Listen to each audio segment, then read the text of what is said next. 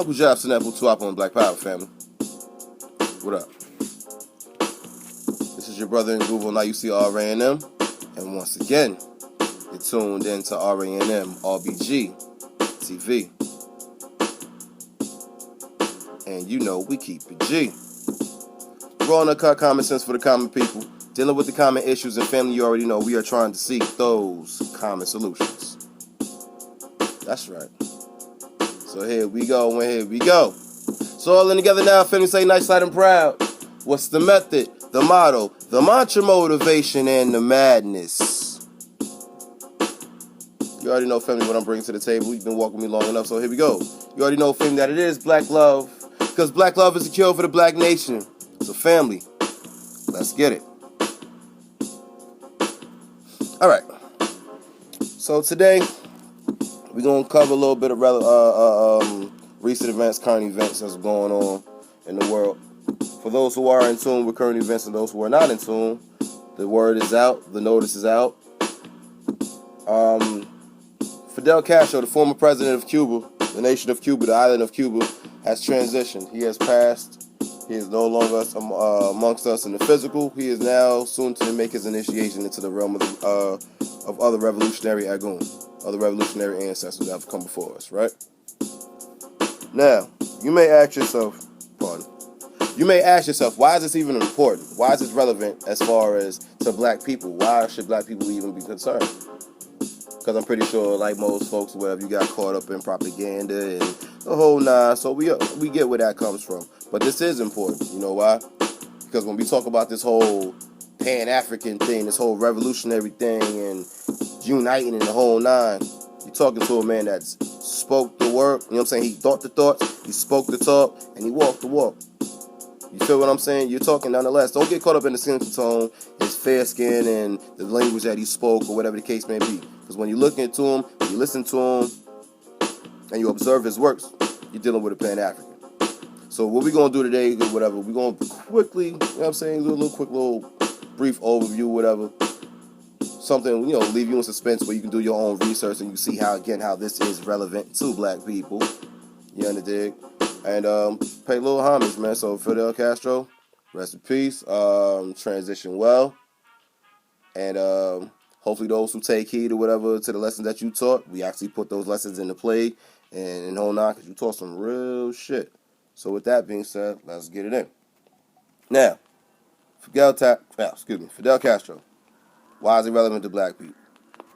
Again, Pan-African in motion, right? Pan-Africanism in motion, right? Linking up with brothers and sisters in need in motion, right? To come up with who have a common cause, which is when dealing with black people across the globe. Imperialism. You know what I'm saying? No matter who is coming from, we're dealing with these Europeans, these East Indians, Arabs. You're dealing with imperialism. Now coming up on the scene, dealing with the continent of Africa. China's making they making they steps forward or whatever. Imperialism, right? Against the people, against the will of the people, against the better needs of the people, right? Now, when you deal with Fidel Castro, again, saw the needs, saw the cries, one off his own land where he was at. And then when you looked around the globe pretty much and looked at the rest of the black world, or in his specific case, if you want to be that narrow-minded and narrow down, the Latin world, but let's be real. Before we say with that the word Latin, right? Let's be clear.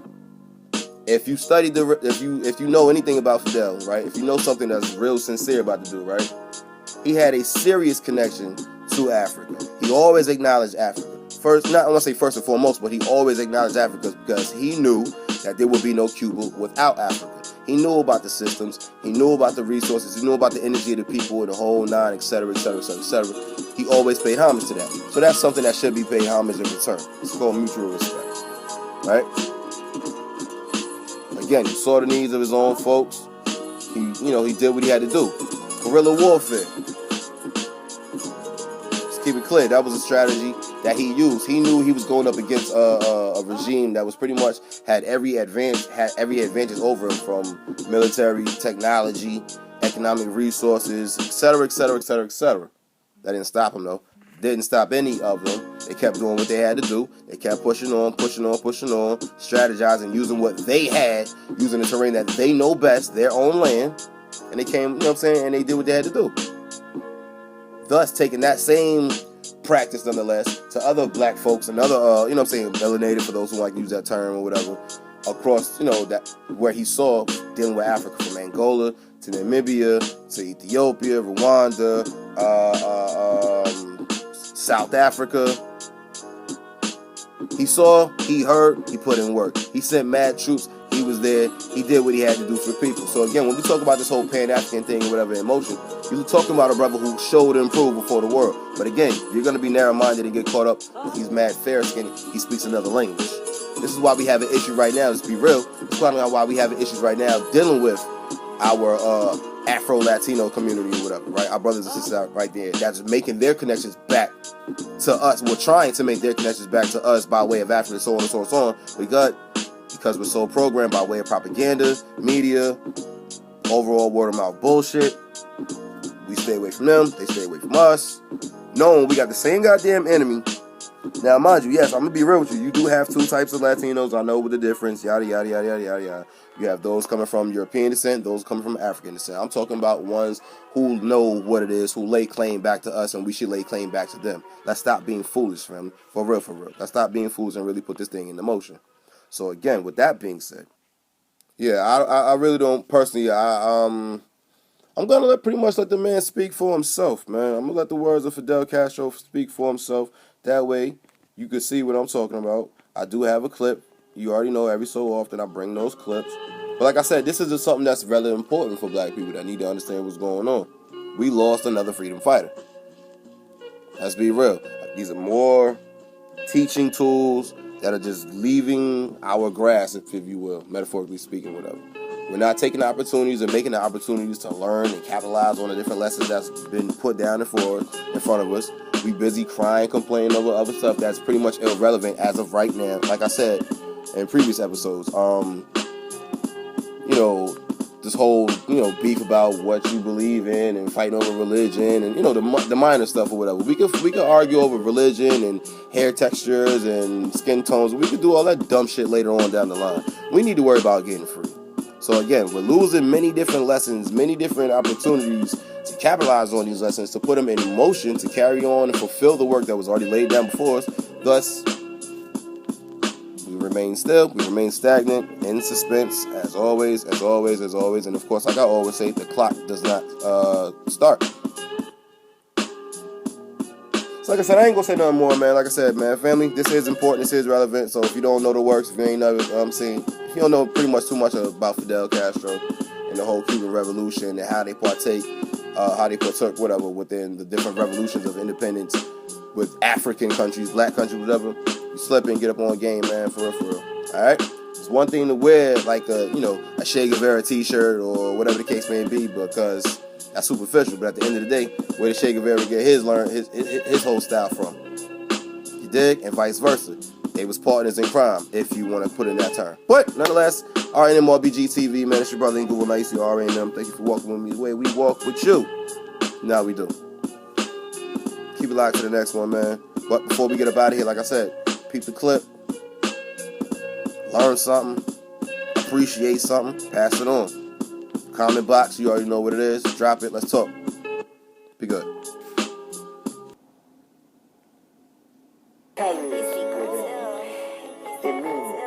A signification which is of tremendous importance to people like ourselves who are the marginalized of the world. I'm gonna let my nuts hang all around the globe, just like Castro. It's David against Goliath, we slaying all these giants, just like Castro. I'ma smoke cigars and I'ma let my beard grow, just like Castro. We militant, my niggas got them choppers, just like Castro. Survived assassination attempts and death threats, in nefarious plans to remove me from my land. Through revolution, he defied your institutions, went to Orishas and came back with resolutions. Oh, cool shit, nullified your ships and tanks. Vilified, but it's good, it's money in the bank. Never acquiesce to devils, it's still a success. Let there be a lesson, let there be a lesson.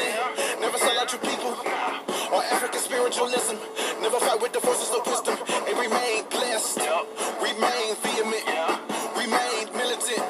Fulfill your duties as a man by protecting the innocent. I'm puffing on the stogie tobacco from Cuban soil. Affiliated with main niggas who remain loyal. Death before dishonor.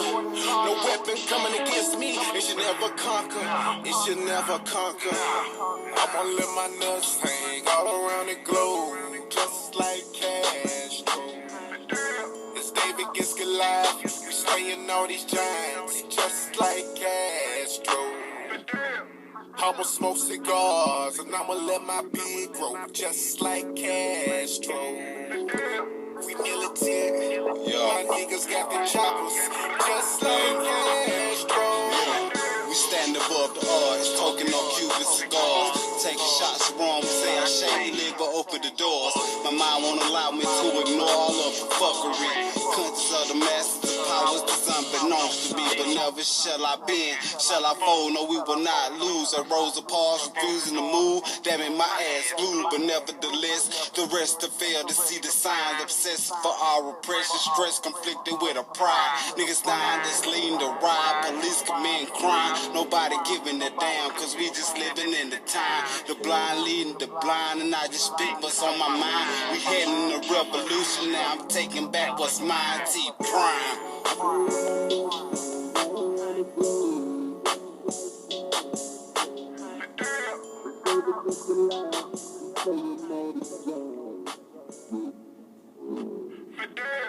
I'ma let my nuts hang all around the globe, just like Castro.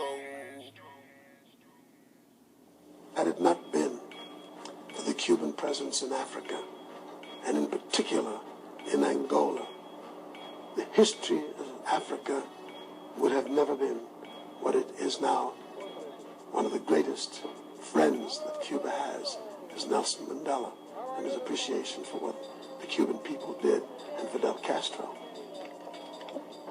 But I think if you don't understand that history, then you'll never really understand the enormous success and the importance of the Cuban Revolution. Well, my president. My president. My brother. President, my brother. How are you?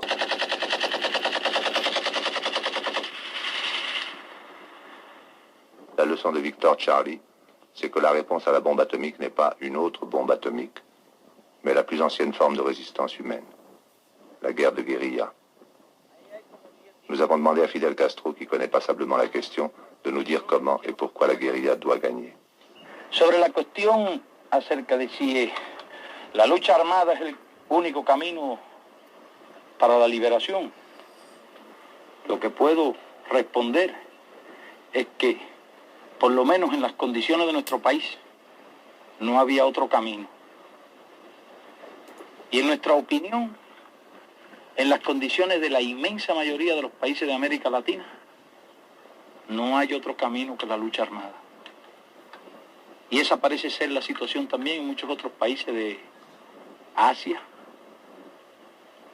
y de África.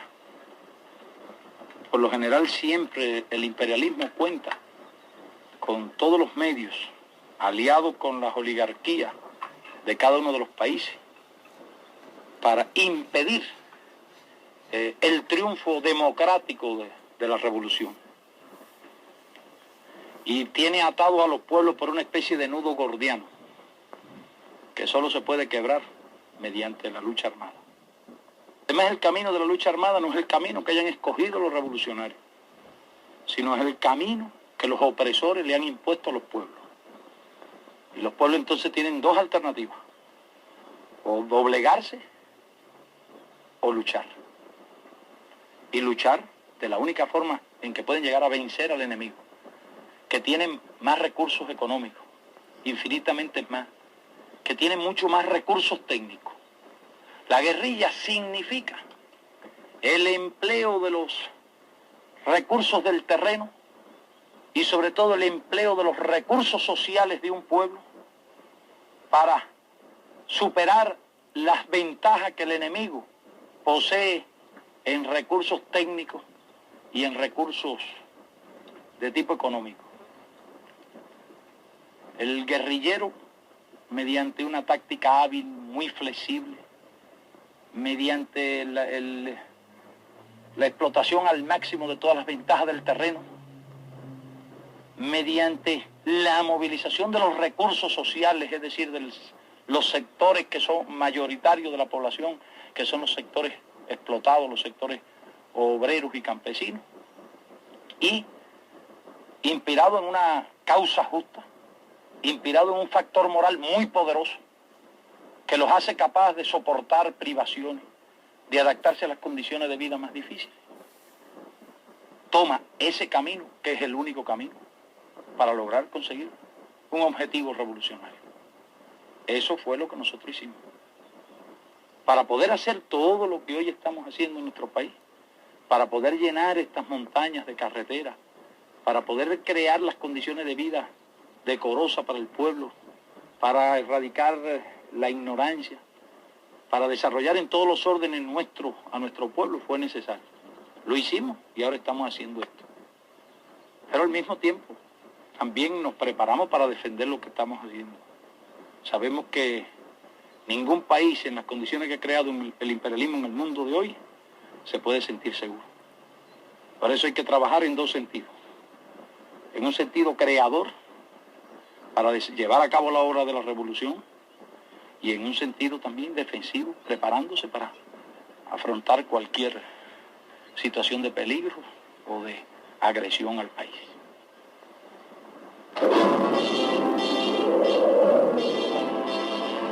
Vietnam le ha demostrado definitivamente al mundo y a todos los revolucionarios y a todos los pueblos que se enfrentan al imperialismo cómo ni siquiera con la técnica más moderna, con los ejércitos más numerosos y más poderosos, ni siquiera con una coalición de ejércitos bien armados como el que ha organizado Estados Unidos en Vietnam, es posible aplastar el movimiento revolucionario guerrillero apoyado en el pueblo. No creo que nadie dude hoy día de que el ejército de Estados Unidos ha fracasado en su guerra contra el pueblo heroico de Vietnam. Y creemos que ese es uno de los más grandes servicios que el pueblo de Vietnam le ha prestado al mundo.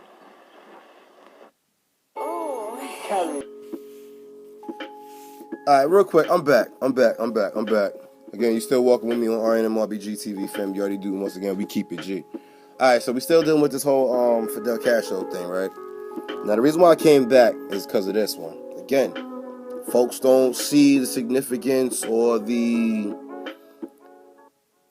I guess you say, the common interest that was within this whole situation, dealing with black folks, and should they or should they not pay any mind to dealing with the transition of Fidel Castro. Now, of course, you're going to have two different types of people. Excuse me. One that are in tune, or I don't want to say the word mourning, because I personally am not mourning, but I understand what's going on. But nonetheless, those who are in tune with what's going on, those are celebrating the death of this person for whatever reason. Now, of course, on a superficial level, oh, the man was a dictator. He did this, he killed so-and-so, and yada, yada, yada, yada. Listen, ain't nobody perfect. Let's be real. Ain't nobody perfect. But certain things that he put into place, you feel what I'm saying, is something that can sustain a people. Case in point, free healthcare. Case in point, free schooling nonetheless. This is something that he put into place where black folks from the United States of America, 3Ks, do not get it twisted, or other places and in the world, whatever, those who wanted to come get a education, especially that within the medical field or whatever, you can do so in Cuba for free. Case in point. Now, a lot of people like to think that when it comes to the whole medicine field, the medical world or whatever, the East Indians got that on lock and they're the brightest and the smartest ones within that field. If that's the case, there's a reason for that. They trained in Cuba. See what I'm saying? So it's certain things that, again, you have to see the importance of of certain people that make certain moves and do certain things. Some things are necessary. That's one of the things that's necessary. Healthcare is necessary. Education is necessary.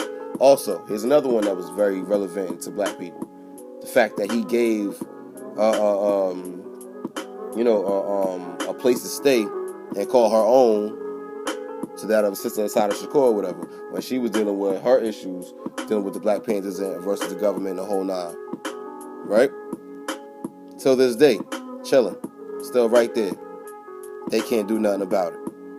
So these things are necessary, man. So forget all your little personal, how you feel or whatever. Because, like I said, people always talk about, oh, this person had so-and-so hurt or hurt, killed or whatever the case may be. But at the end of the day, you'll get upset about that. You want to get, speak on that one. But when it comes to things around the way, you hush. The only reason why you're going about it like that is because the TV is telling you to get upset. CNN is telling you to get upset. NBC is telling you to be upset at this person, and so on and so on and so on. Because again, you will not take the opportunity and make the opportunity to learn the significance of this person and the moves that this person made. But nonetheless, I just want to throw that in there real quick, whatever, because I left it out in the first one. RNMRBG TV, man. Keep it locked to the next one, man. I'll see y'all. Peace.